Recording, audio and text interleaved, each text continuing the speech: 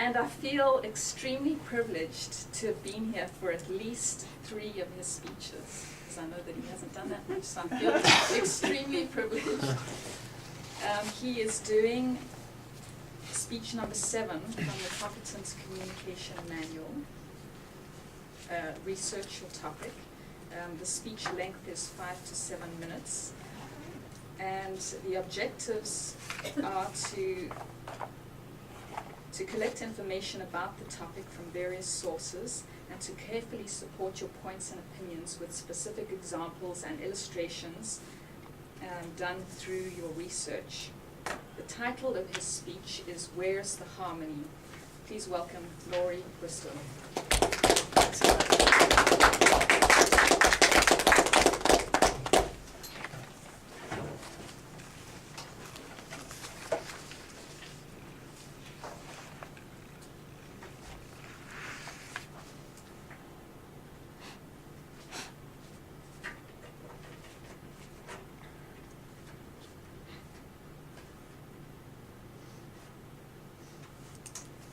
Madam Toastmaster, fellow Toastmasters, most welcome guests.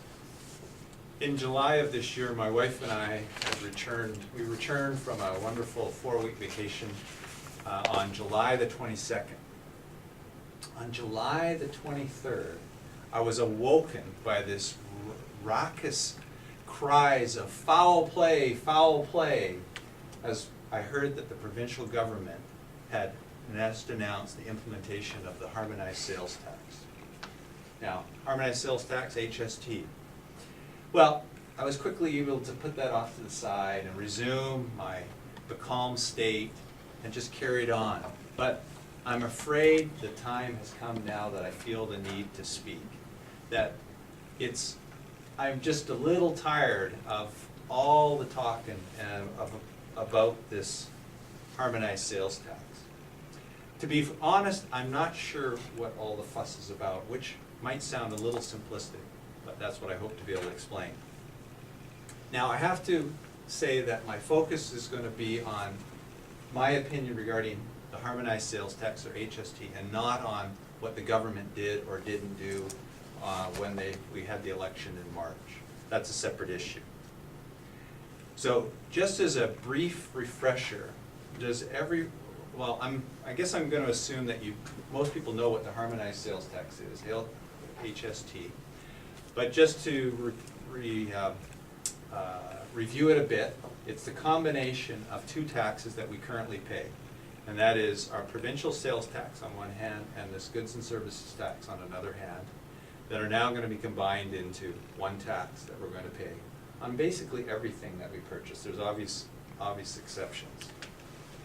So in our current system, we have, I'll focus probably on the provincial sales tax.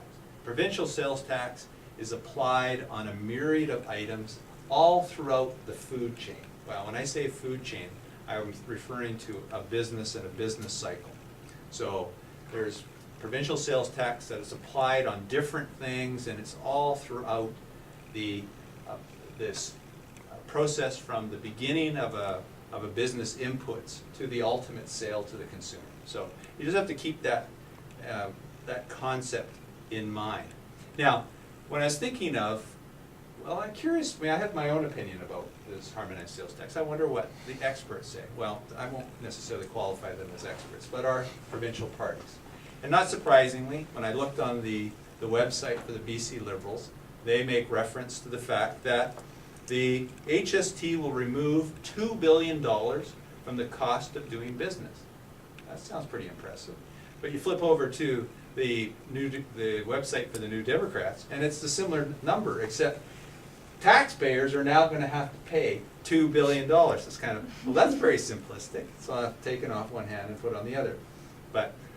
And I have to say that when I got into this thing, I must have been tired or whatever, I was just laughing. I had to laugh at some of the claims. But again, I'm going to try and not digress. One of the things that the NDP did have to say is that the HST will shift almost $2 billion in taxes from corporations onto hard-working British Columbians, And small businesses. Well, I think the trick here is don't be hardworking, because then you won't have that tax shifted on you. The other thing is their comment regarding small businesses is an out and out lie. I think that's unfortunate that they say that. They also, it's interesting reading this stuff because they make the claim and they say the TD Bank says that British Columbians are going to have to pay X number of billions more. I thought, well, that's really curious. TD Bank, that's a bastion of commercial corporations. So I looked at their website, and sure enough, they do say that, yes, there will be a small incremental increase, but it's like 0.7%. And I don't mean to minimize, I don't mean to belittle that, but they are completely in favor of the HST. Anyways, I will carry on. My position is I am in complete favor of the HST, the Harmonized Sales Tax. And why is that? Well, it's been in my experience as working in a small business or a medium-sized business, as well as thinking of this rationally and logically, moving away. The government needs money to run its business, right? It needs X number of dollars. It sets out a budget, which it either meets or doesn't meet. We either have surpluses or deficits, but it sets out and it creates a pie, and it's got to get a certain amount of money in that pie. I think we can all understand it. I mean, it's not there to make a profit. We hope that it achieves their budget. So it's got to get that money from someplace. Who it gets it from, maybe that's a bit of an issue. But when it comes to sales tax, don't be fooled, but you as the consumer are paying the sales tax. You're either paying it implicitly in the cost of the goods, or you're paying it when you go to the till. That's what I find so hilarious about this whole thing, this whole discussion. You end up paying it. You may shift it from at the end of the day, but you end up paying it.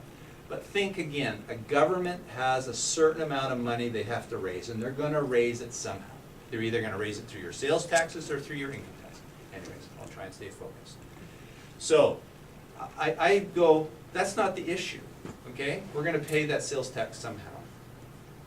Really the issue is if we want our government to collect less taxes, is they either have to reduce their services, or two, they have to reduce the cost of doing their business. So to reduce the cost of doing business, if we can replace two organizations that essentially do similar things with one, i.e. we take a provincial sales tax and a goods and services tax, put them on one, we hopefully need one organization. Now, that synergy is not going to happen right away, but it will happen eventually, I think. So, the real benefit is that the size of government theoretically should reduce. Therefore, we should pay less taxes somewhere. If they don't, we need to hold them accountable to it. This other major point that or a significant point that I want to make is the cost to businesses.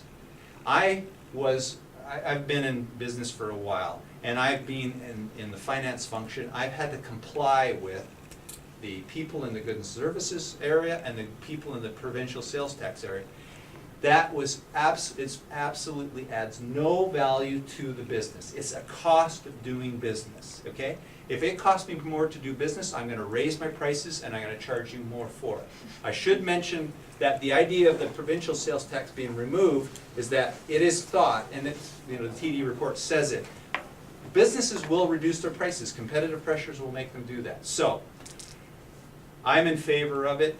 It is a way that the governments can reduce the size of their organization, lower their costs, and businesses will have this implicit savings because they have to only worry about one tax, and that's the goods and services tax, which is a lot simpler to deal with.